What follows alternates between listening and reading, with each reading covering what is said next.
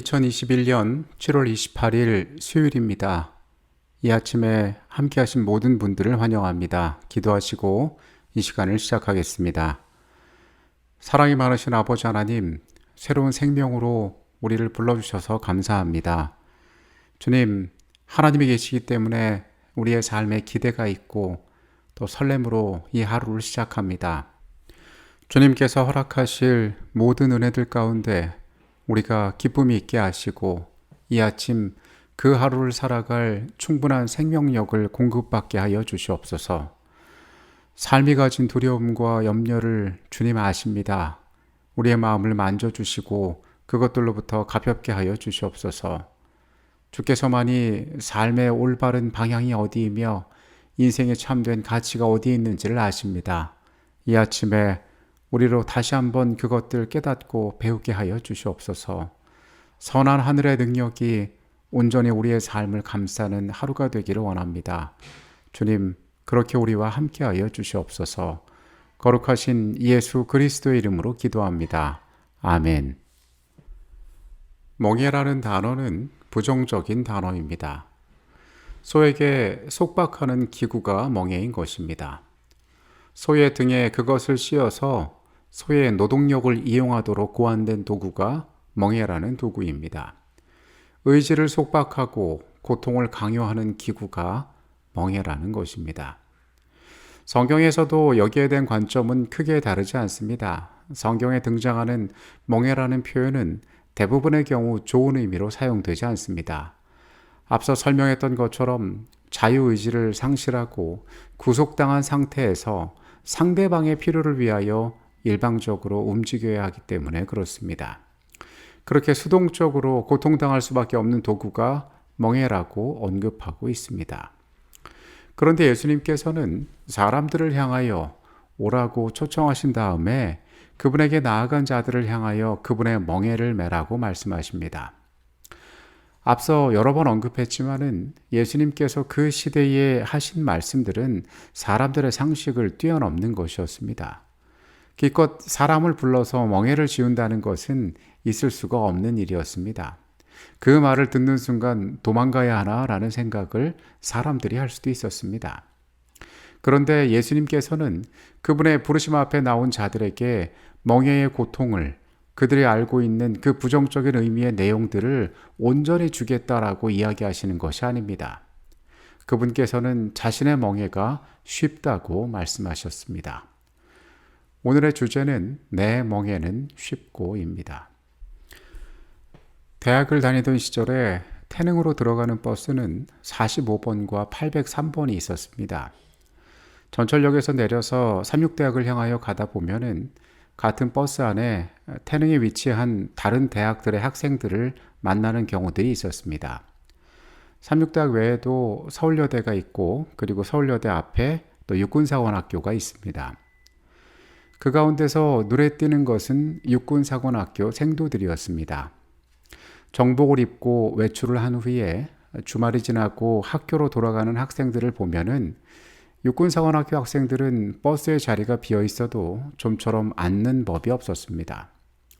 처음에는 그것이 내부의 규칙이라서 버스에서 자리에 앉지 않는구나 생각한 적이 있었는데 언제 한번 지인이 알고 있던 육군사관 생도를 만나서 대화를 나눌 기회가 있었습니다.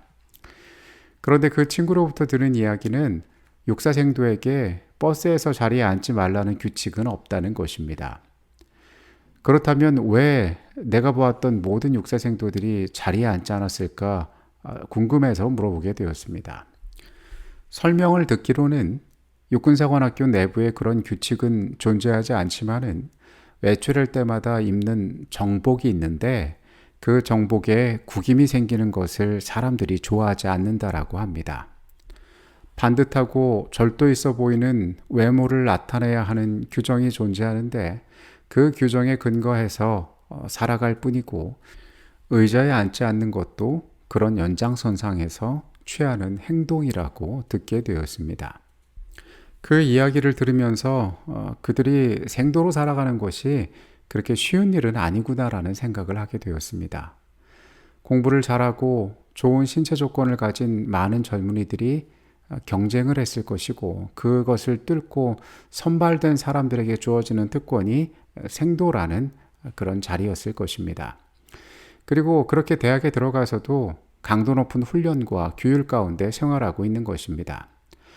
어떤 면에서 생각해 보면은 죄를 짓고 옥에 갇힌 사람보다 그들이 받는 신체적, 정신적 스트레스는 더 심할 수도 있다는 생각을 하게 되었습니다. 그러나 사람이 어떠한 동기와 마음에서 자신의 삶에 임하느냐에 따라서 그것은 누군가에게는 고통이 되기도 하고 누군가에게는 명예가 되기도 하는 것입니다. 오늘 예수님께서 우리를 초청하시는 멍에를 매라는 그분의 초청은 이런 관점에서 생각해 볼 필요가 있습니다.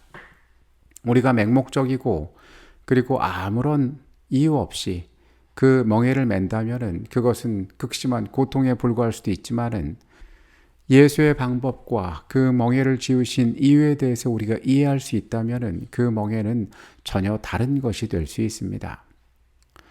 성경에서 멍에라는 단어를 사용할 때에 긍정적이지 않은 의미들로 쓰였다는 사실을 우리는 앞서 언급했습니다.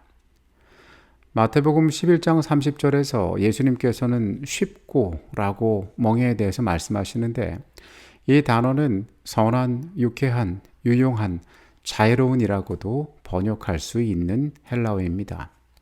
주변의 많은 사람들은 하나님의 율법을 무거운 것, 지키기 어려운 것, 그리고 심지어 불필요한 것으로까지 여기기도 합니다.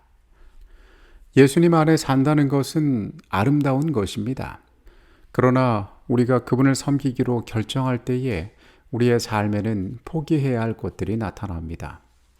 때로 인간의 눈에 그것들이 너무도 크게 보여서 그 문제들에 압도되어 우리는 무너질 수도 있습니다. 그러나 하나님께서 그분을 선택할 때에 우리에게 선물하실 수 있는 더 큰 것들을 바라볼 수 있는 자들이 되어야 합니다. 율법의 아름다움을 발견하는 것, 그리고 그 율법을 통하여 하나님께서 우리 가운데 나타나신 사랑을 바라보는 것이 사람에게 필요한 것입니다. 모든 인간에게는 어떠한 일들이 숙달되고 익숙해지기 위하여 그 과정과 절차가 필요합니다. 그것은 길고 고통스러운 여정일 수 있습니다. 지루하고 때로 포기하고 싶은 일일 수 있습니다. 그러나 아이가 걸음을 떼듯이 그것이 익숙해지고 필요해질 때에 사람들은 참다운 기쁨과 평안함을 맛보게 됩니다.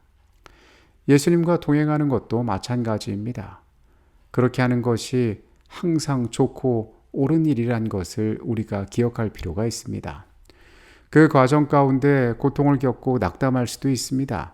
그러나 우리는 다시 일어서서 그분과 함께 걸어갈 수 있다는 사실을 잊지 말아야 합니다. 시대의 소망의 내용입니다. 소의 멍에를 매는 것은 짐을 끌 때 소를 도와서 짐을 가볍게 해주기 위함이다. 그리스도의 멍에도 그렇다. 우리의 의지가 하나님의 뜻 안에 흡수되고 또 남에게 복 주기 위하여 우리가 그분의 선물을 사용할 때에 생애의 짐이 가벼워짐을 깨달을 것이다. 하나님의 계명의 법도 안에서 행하는 자는 그리스도와 함께 행하는 것이므로 그분의 사랑 안에서 그 마음은 쉼을 얻는다. 모세가 주의 길을 내게 보이사 내게 주를 알리소서 하고 기도하였을 때에 여호와께서는 내가 친히 가리라 내가 너로 편케 하리라고 대답하셨다. 그리고 여러 선지자들을 통하여 여호와께서 이같이 말씀하시되 너희는 길에 서서 보며 옛적 길 곧 선한 길이 어디인지를 알아보고 그리로 행하라. 너희 심령이 평강을 얻으리라 라는 기별이 주어졌다. 다시 그분은 슬프다 내가 나의 명령을 듣지 아니하였도다. 만일 들었다면 내 평강이 강과 같았겠고 내 의가 바다 물결 같았을 것이라고 말씀하셨다. 그분의 말씀대로 그리스도를 믿고 전적으로 그분의 보호하심에 영혼을 맡기는 곧 그분의 명령에 생애를 맡기는 자들은 평강과 평온을 얻을 것이다. 예수께서 당신의 임재로 그들을 기쁘게 하실 때에는 세상에 아무것도 그들을 슬프게 할 수 없다. 완전한 순종에는 완전한 쉼이 있다. 주께서 심지가 견고한 자를 평강의 평강으로 지키시리니 이는 그가 주를 의뢰함이니이다 라고 말씀하신다. 우리의 생애가 복잡해 보일지 모르나 우리가 슬기로우신 대명장께 우리 자신을 맡긴다면 그분께서는 우리에게 당신의 영광이 될 생애와 품성의 본을 만들어 주실 것이다. 그리고 그리스도의 영광 품성을 나타내는 그 품성은 하나님의 낙원에 들어가도록 간합하심을 받을 것이다. 새롭게 함을 입은 자들이 흰옷을 입고 그분과 동행할 것인데 이는 그들이 그만한 가치가 있기 때문이다.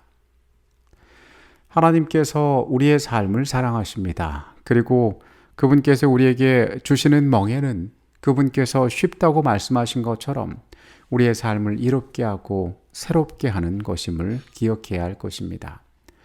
갈라디아 5장 1절에서 바울은 이렇게 기록합니다. 그리스도께서 우리를 자유롭게 하려고 자유를 주셨으니 그러므로 굳건하게 서서 다시는 종의 멍에를 매지 말라. 주께서 우리를 자유롭게 하셨다라고 바울이 이야기합니다. 우리에게 매라고 말씀하시는 멍에와 바울이 경고하는 종의 멍에의 차이점이 존재합니다. 바울이 어떤 의미로 종의 멍에를 언급했든지 간에 그것이 하나님의 율법, 곧 십계명에 대한 순종을 그렇게 표현한 것은 아니었음은 분명합니다. 우리의 구원이 율법을 지킴으로써가 아니라 그리스도의 의가 우리를 덮어주심으로 인해 온전히 이루어졌음을 이해하고 믿음으로 행하는 순종을 통해 우리는 참된 자유와 쉼을 누릴 수가 있게 되는 것입니다. 그분의 멍에가 말하는 것은 속박과 구속이 아닙니다. 참다운 자발성과 하나님 안에서의 우리의 동기를 이야기하고 있는 것입니다. 우리는 성경의 모든 말씀을 통하여 우리를 구원하시기 원했던 예수 그리스도의 진심을 알아야 합니다. 그분께서 우리의 삶을 구원하는 과정을 이해할 필요가 있습니다. 하나님께서 주시는 참된 자유는 방종이 아닙니다. 죄되고 연약한 인간이 스스로의 의지에 따라 자신이 알지 못하는 쾌락을 위하여 살아가는 것이 하늘의 계획이 아닙니다. 우리는 온전하신 하나님 앞에 우리의 의지를 내어 맡길 필요가 있습니다. 예수를 따른다라는 의미는 내 마음대로 해도 된다라는 의미와 전혀 반대되는 뜻을 가지고 있는 것입니다. 나보다 더 나를 잘 아시는, 그리고 나의 앞길을 가장 잘 인도하실 수 있는 분께 우리의 의지를 맡기는 것이 우리에게 필요하고 그것이 쉬운 예수의 멍에를 매는 방법임을 기억해야 할 것입니다. 교회 증언 5권 220페이지에 있는 내용입니다.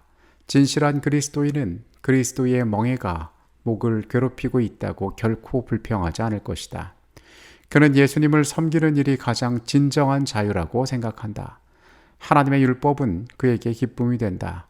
그는 자신의 부족에 맞추고자 하나님의 명령을 낮은 표준으로 내리고자 하는 대신에 그 명령을 이루는 수준을 높이고자 끊임없이 노력하고 있다.